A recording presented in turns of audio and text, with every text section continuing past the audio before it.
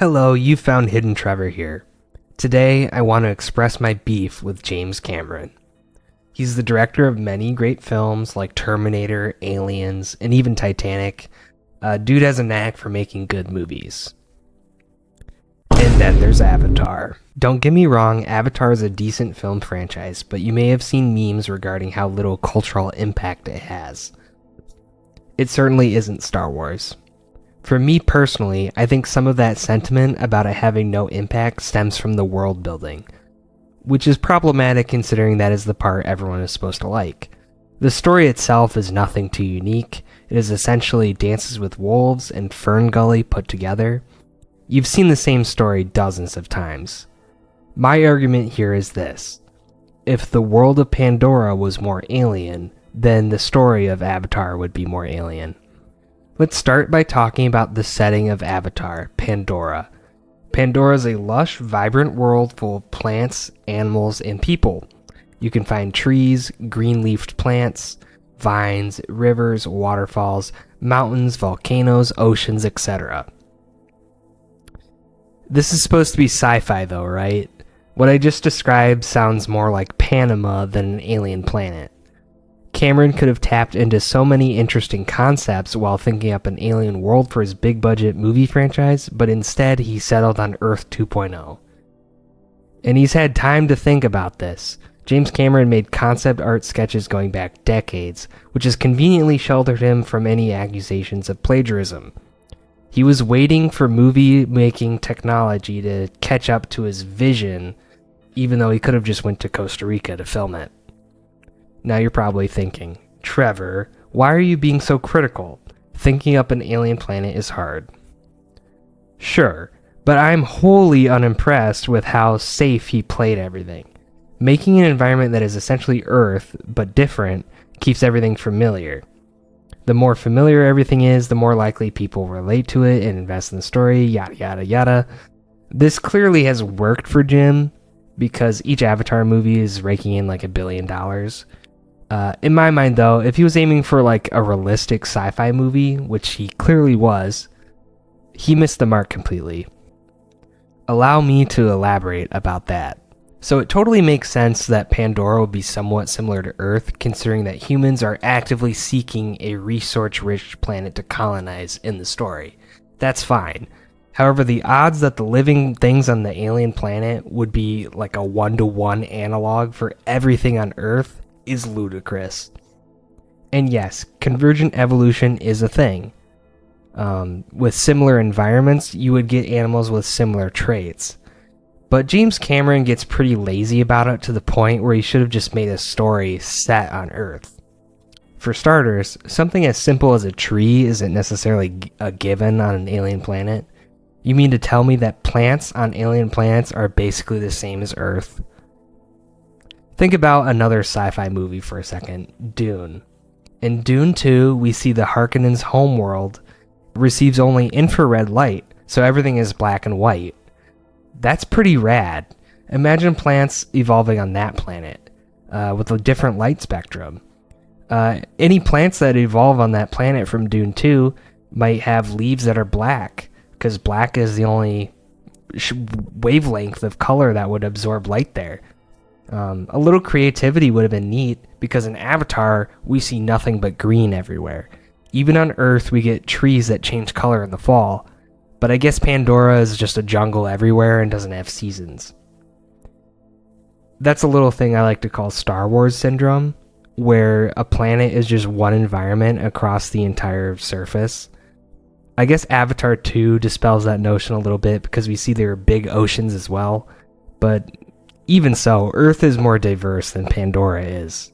And this is supposed to be an escapist alien environment. Also, consider that plants harvesting sunlight to live wouldn't really be a given on an alien planet either. Plants on Earth, the little organs that make up plant cells, they absorb chlorophyll, and that's why they can absorb light at all, and that's what makes them green. That wouldn't be a given on an alien planet. That type of thing might not happen at all, you know? Maybe alien worlds would have something more similar to fungi or mushrooms taking on the roles of trees. James Cameron didn't even try on this front to make Pandora alien. Let's move on to the animals of Pandora. We will consult the Avatar wiki for images. First up, we get a whole movie with them, the Tulkun. They're just whales.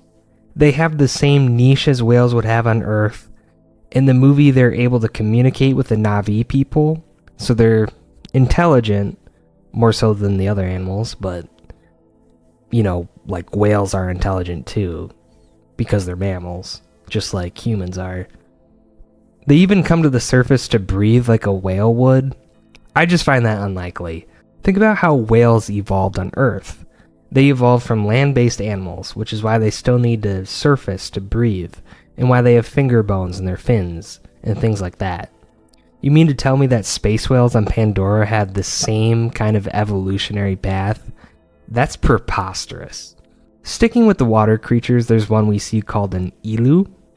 James Cameron assumes you forgot about extinct animals, because these guys are literally just plesiosaurs. Like, clearly, they just behave the way Nessie would if you had Nessie for a pet.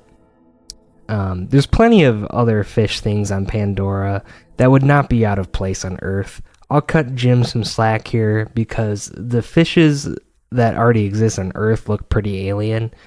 So thinking of something even more alien than that would be hard. That being said, one of the more important ones is the skimwing. That takes on the role of like, the flying Ikran in the first movie are like basically the cars of Pandora, right? You fly on them. Well, the skimwing is like that, but in the water. So they're like the boats for the Na'vi people, basically. The skimwing is like a flying fish, which totally exists on Earth, but all they did was slap the head of like a gar or like a lizard on top of it. So that's not exactly alien enough for me. They didn't even try for the squids.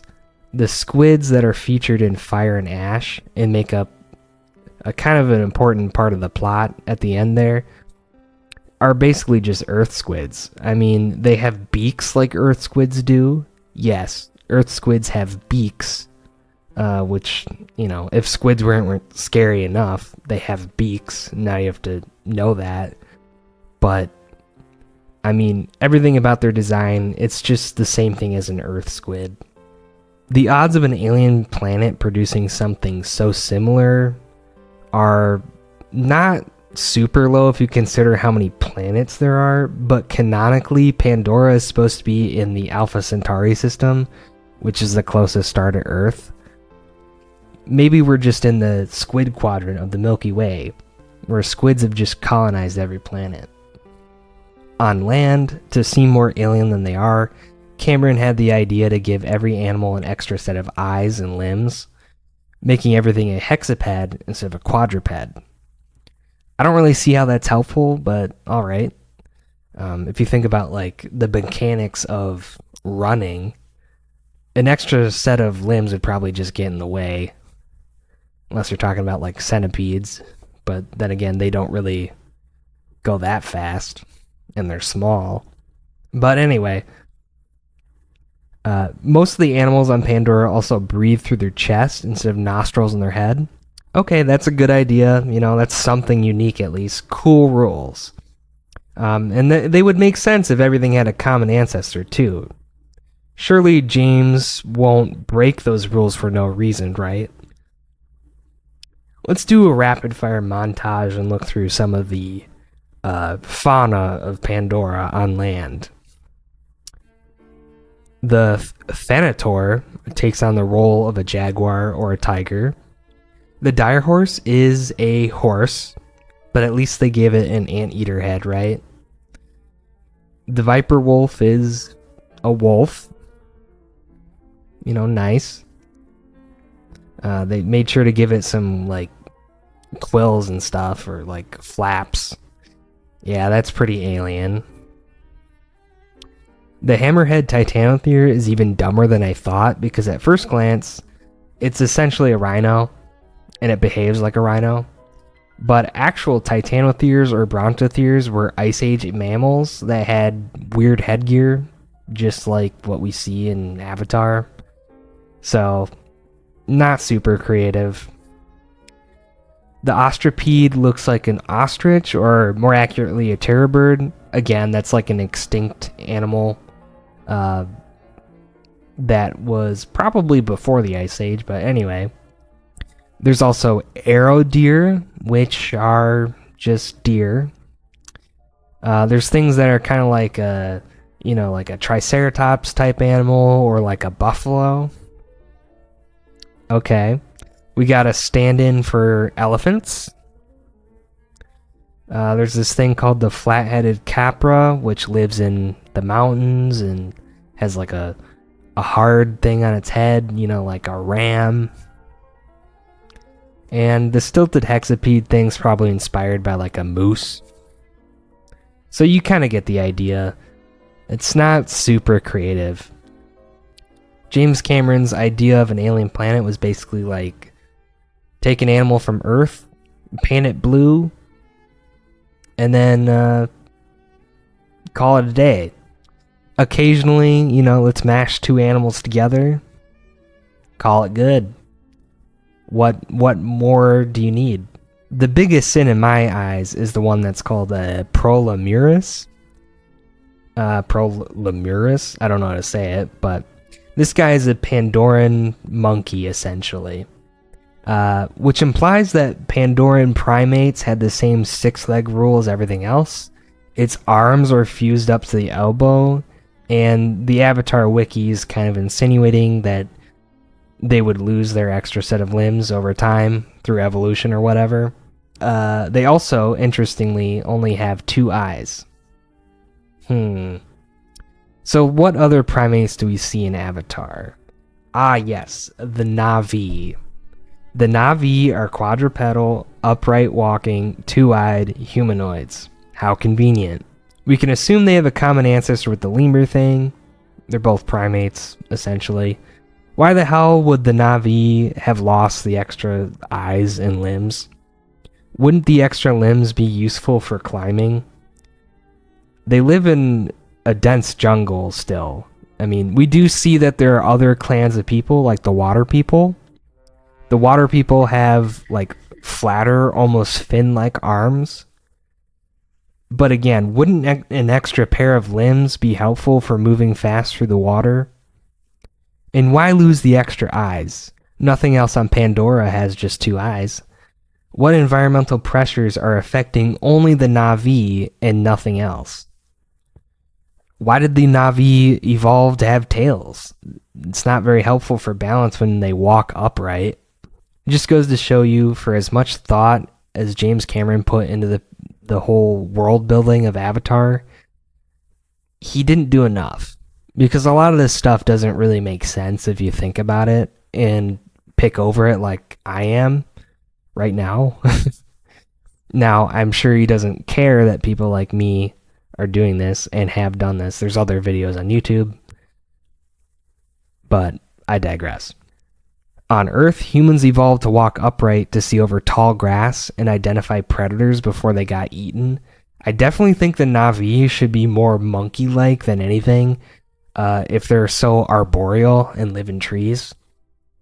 It is almost as if James Cameron is forcing things that don't really make sense to ensure the Na'vi are as close to humans as possible, so that when Jake Sully decides to become one of them and essentially betray the human race, it can be treated as like a heroic thing and like a good thing. He went so far as to give the Na'vi butts and boobs, just like humans. Jake Sully decides to stay as an alien, and then he reproduces with his alien bride. He has 3 kids with Neytiri. This would not be acceptable by anyone if the aliens in the sci-fi movie looked ugly or unlike humans. By making them blue cat-like people, I guess that's okay. Think about how weird the story of these movies are. It wouldn't work at all if people were more alienated by Jake's choice here. I dare say, though, that you would get a far more interesting and philosophical movie if the Na'vi looked really ugly or insectoid, like the prawns from District 9, for example. but ultimately that wouldn't have made Jim Cameron as much money. He definitely found an infinite money glitch, and I don't blame him for exploiting it. I'm just looking for a sci-fi movie where we don't sanitize things, where the aliens are truly alien, they're ugly, and that could get into some interesting philosophical ideas. Because, like, sure, you could get into some space racism, right? But when it comes down to, like, humanity's survival, yeah, like, F them aliens, right? Like, you know, we are important. Yeah, like, I think it would be, you know, if it came down to humanity's survival, like, if aliens invaded Earth right now, I can't think of a thing that would unite people more than fighting off an alien invasion. That would fix all the world's problems, probably.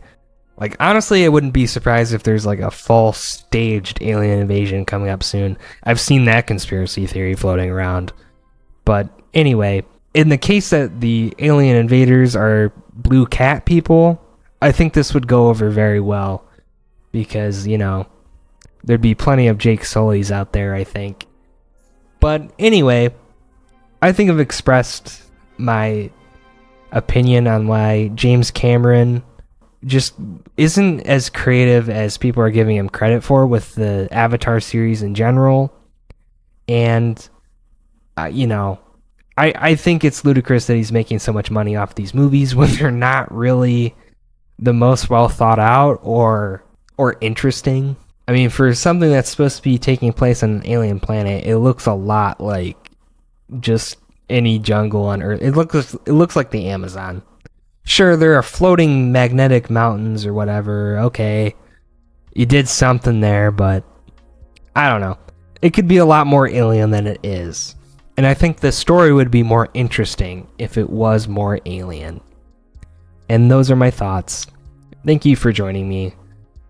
Comment down below if you agree, or if you disagree, or if you die on the hill that Avatar is the greatest movie ever. Let me know. Have a good one.